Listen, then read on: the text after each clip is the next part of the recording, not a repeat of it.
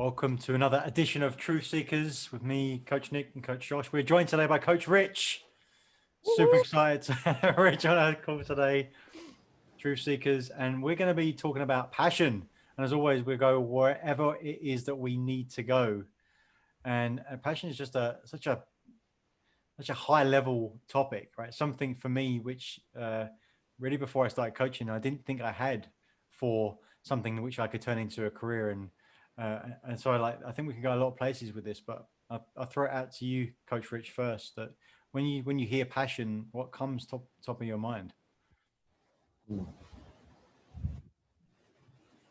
Something that really juices me up. And,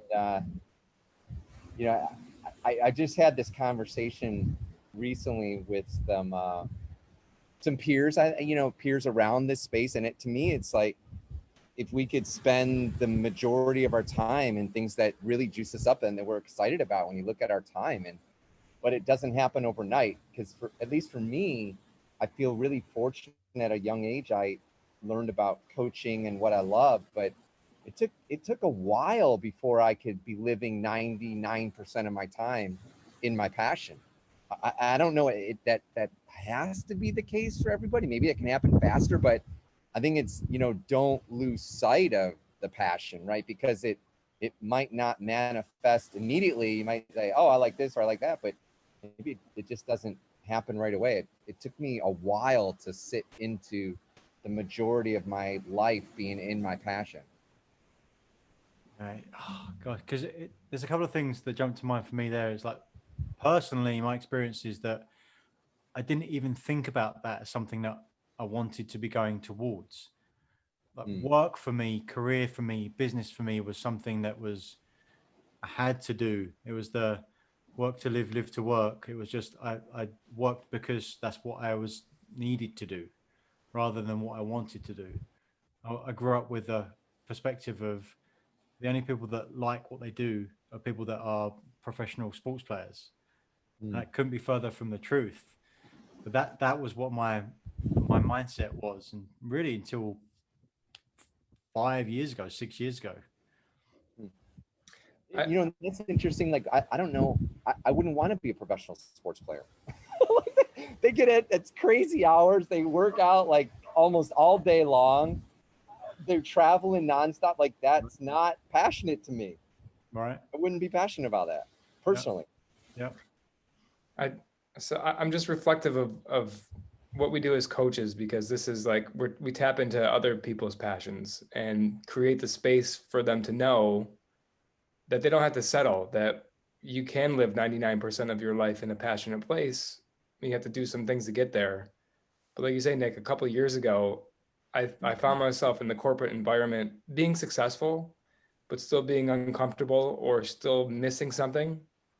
And I think it's just that it's that inner voice that is constantly telling us things can be better, things can be better, things can be better. And I think that's okay to go there. And part of the space that we hold for, people that we connect with as coaches is to allow them to dream big.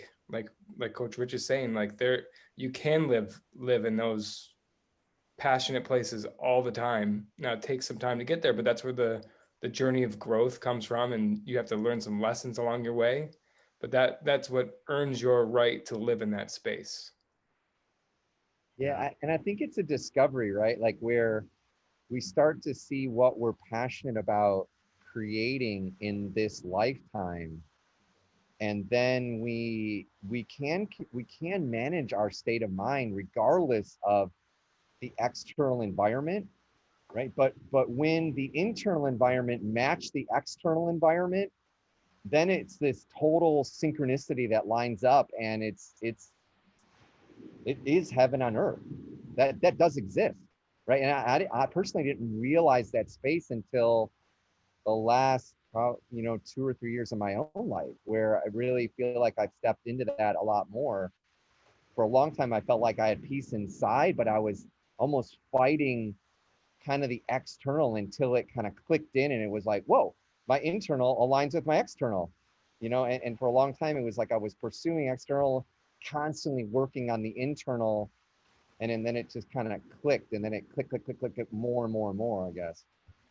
Yeah, so it's almost like, okay, I want this externally, so I'm going to go to that, and then I'm going to adjust my internal to match it. You do Yeah. something else, then you've got to adjust it again and again and again and again. You're constantly playing that game rather than just saying, I'm going to go to this external, which is what matches my internal anyway, and then it will just be seamless because I'm just in the right place, and then I can move without that constant adjustment all the time. Like, it's so funny because if that isn't the way that, if that wasn't your experience and you haven't got references for that, it's easy to sink into that dreaded comfort zone and not ever ask those questions. So it's easy to think that it's not there for you. If you ask most people, I'm always saying, if you ask most people what they want, they're not going to tell you. They'll tell you what they don't want, and they can't even paint you a proper picture of either of those. But then more than that, it's like, well, what would you like? What does your actual day look like? If you could do anything that you wanted to do, what would you do tomorrow? What would be your ideal day? Like, what would you get up super early and work out? Would you spend all your time in bed? Probably not, if you're really honest, right? What would you actually do? It's like, well, okay, well, if I had, like, I want money, I want money, I want money. Like, I want money because then I can do what I want. Okay, well, what is it you would do? And just look past that, because then it's, once you can define that, then you just go straight to the end and start doing those things. You reverse engineer it. You go to the end, start with the end in mind, and then you can reverse engineer it and start to do those things. If your ideal day is to spend 4 hours working out, okay, cool. Then how do you start to do that? Like, it's going to take a while, to your point, coach, but at least start on that process. So every step you're taking, is a step along the road you want to be walking. Yeah. That's so true. Yeah. I mean, it is like one of the exercises I love to go through is just blank space. Like, just take a blank sheet of paper and get in that curious, playful place and just start designing, like, what would an ideal week look like? What would an ideal month look like? A day, and like, give our brain permission, our soul, our being, to just have blank space and design it. And it might be that it's 1% there.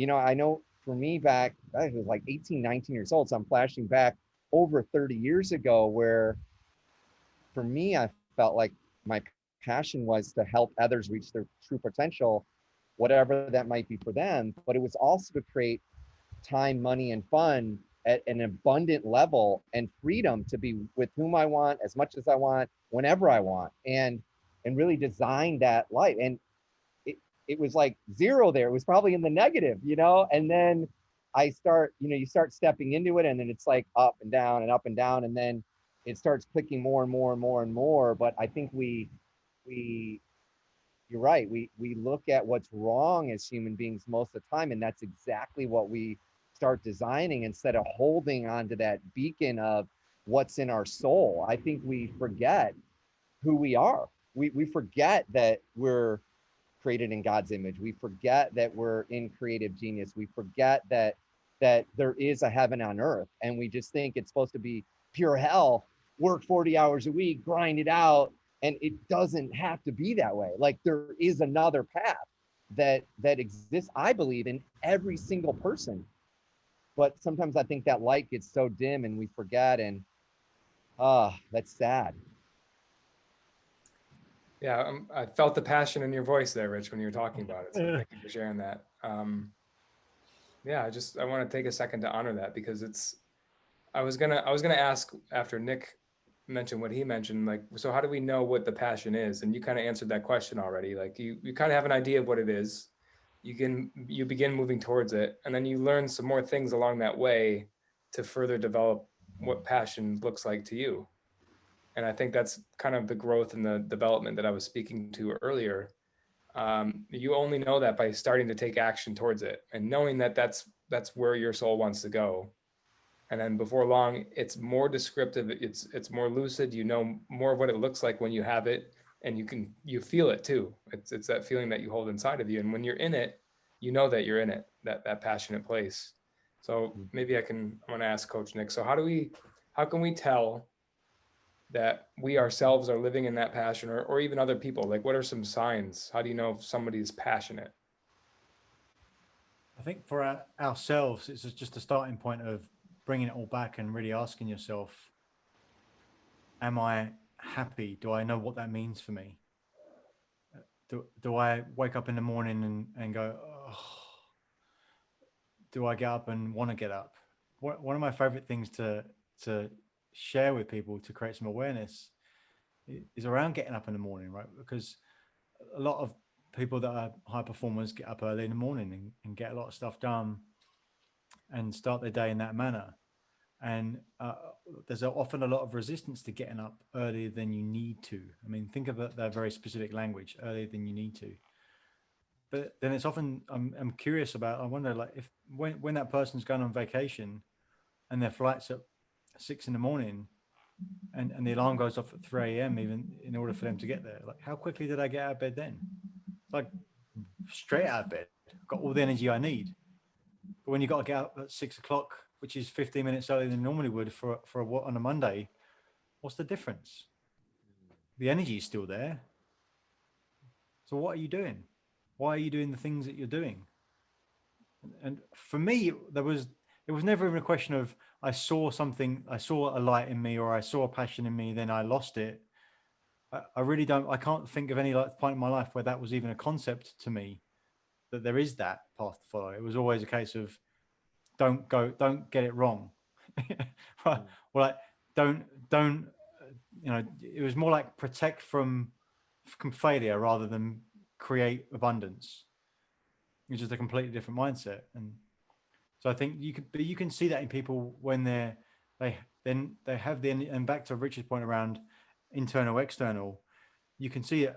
There's a moment, I think, where you're managing your emotions, managing your state to move towards an external that matches your internal, but there's that part of that as well. So you can see people that have this flow state about them, you can see people that seemingly have boundless energy because they're attached to things that they're important for them.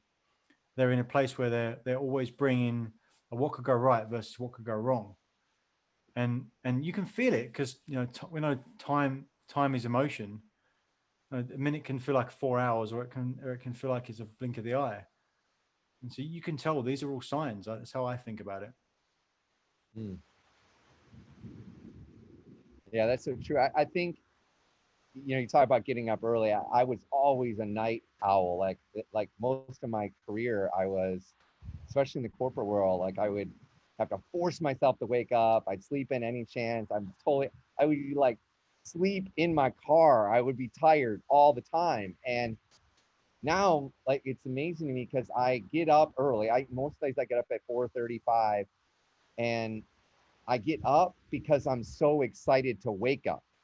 Like, that's why I'm getting up so early, because I can't wait to go experience another day of what it gets to be. And that for me is like, I spend every morning, I love being in my God time. I'm on the Atlantic Ocean. I love grounding and just in the sand. I love just watching that sun come up. I love the meditation.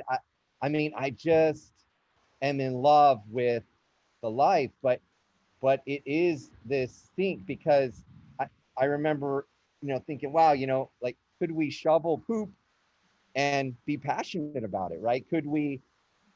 I remember thinking, I love cutting the grass. I like those perfect lines, but then I kind of learned that someone else can cut the grass and make perfect lines. And I love that just as much, because then I get to spend time doing other things, right? Or yeah, I could have fun shoveling poop because I can manage my state. But when the state of mind internally matches the environment externally, then I feel like literally like I'm living in a dream 99% of the time. Now, bad shit happens like everybody else. I mean, stuff happens, right? Like, life happens.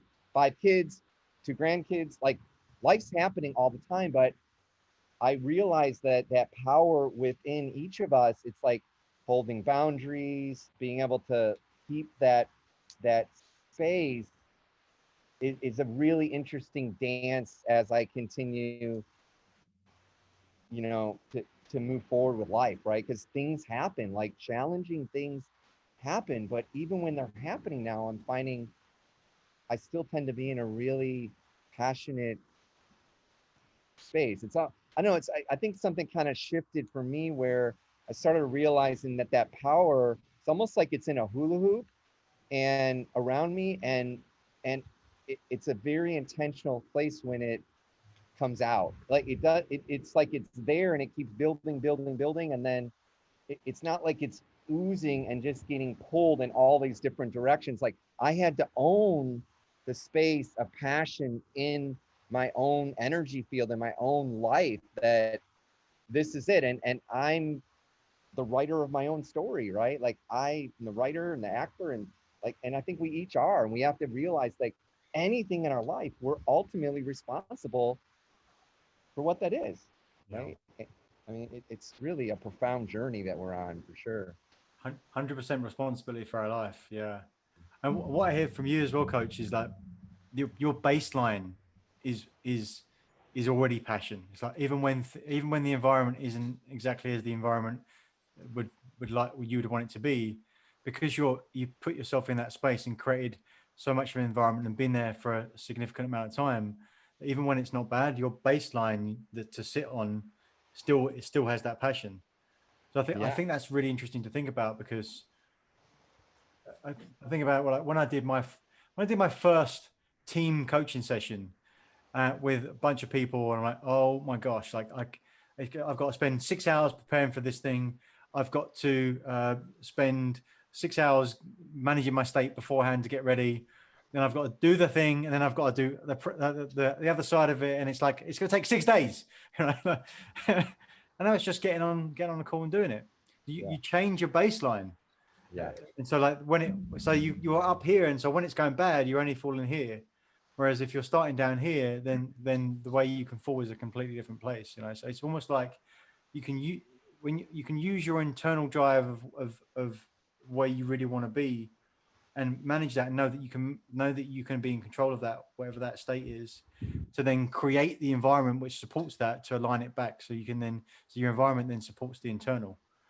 So I think that's the sweet spot. That's what I heard from that coach. I think Rich hit on something big with the hula hoop example.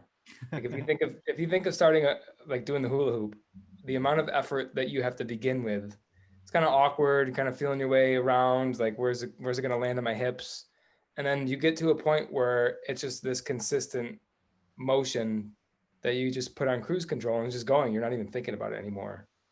And I kind of liken that to our 4 levels of learning. We go from this level of unconscious incompetence to where we don't even know about something. Like Nick, you were saying, like, this wasn't even a thing for you, this passion. You didn't, it wasn't even in your world. Yeah. And then you go to this level of conscious incompetence. Like you hear about it for the first time and, oh, like, what's that? Let's work on that. I want to do that. And then conscious competence, like you're thinking about what you have to do to implement things and get your ideal day, your ideal week, your ideal month. And now, like, you're just going through the motions, not that you're not present with it, but it's more natural to you. And I would maybe put Rich at the end of that unconscious competence, where, maybe where he had to get back in tune with that passion, he was on that level of unconscious competence, because he was just putting it in the corporate world. It was okay that he was waking up and doing all these things, and wasn't even thinking about the motions that he was going through. So I love the hula hoop, because it's changing the level of that normal, like what you have to do to create that energy. And once you get it going, it just kind of flows by itself.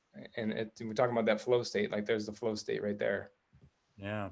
Yeah, it's that momentum, and it's also the power in the hula hoop. If you think about it, like energy and that ring around you, is that, like, for example, it wouldn't be uncommon that I wouldn't look at my phone for 5, 6, 7, 8, 9 hours in a day at all, because I'm making a choice around whether I look at it. And then someone might go, well, you didn't return my text, or you didn't return my voicemail, right? And I'm like, okay, like, when did we sign an agreement that said I would? I mean, I'm not trying to be mean. I'm not thinking that in my head. I'm like, people, I think there's so much that happens with energy in each one of us, and we have to take charge of that energy and that passion, and know that it's there. And if I look at my phone, or every time, like, just think about, if you get a buzz on your phone or your watch or whatever, like, do you immediately react to it, to look and go, oh, it's that call, or it's this call, or or does it, like, here's crazy. Okay, so for 9 months, somehow I turned off my ringer and my vibration on my phone. Like it wouldn't go off at all for 9 months. The only time I ever knew anything came in is when I looked. It was very frustrating for my wife, Lori, and I apologize for her for that because that was challenging. And so now I have it set where I know when she's calling, right? And we have a whole call twice, it's an emergency. So I had to kind of swing a little bit back the other way, but it's momentum with the hula hoop and also that energy. Like just because someone asked, like for I think a long time for me, I felt like I was Mr. Fixer, you know, and I got my significance or connection from fixing things, and I was exhausted and I was constantly, but I don't know, it really kind of shifted for me, I guess, of not, it's more coming from internal and great relationships like this and with Lori and with the kids and with clients and with friends, like that juice is just, it's a totally different place because it's like, where are you spending that energy and when do you let it go out? It just doesn't kind of get reactive all over the place of energy's using here. And, oh, I saw that commercial, that social media, and it's like, whoop, whoop, whoop, like seeping energy all over, like cracks in my foundation. That, I think that's a huge part of passion, is being able to know that we are energy and being able to manage where it goes.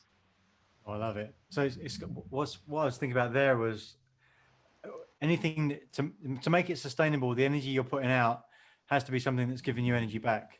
If it's always you pushing energy out, it's going to be draining because it's all you doing it. Yeah. And I think that's part of the development as well. That I was there for a long time. It's like, I can do more. I know I can do more. Don't tell me I can't do any more. I'll just up my game even more. I've got plenty. Yeah, right. Don't worry about it. I got it. I'll just work harder and longer.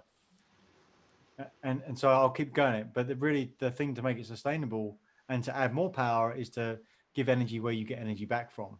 That's it's the hula hoop, it's the flywheel effect.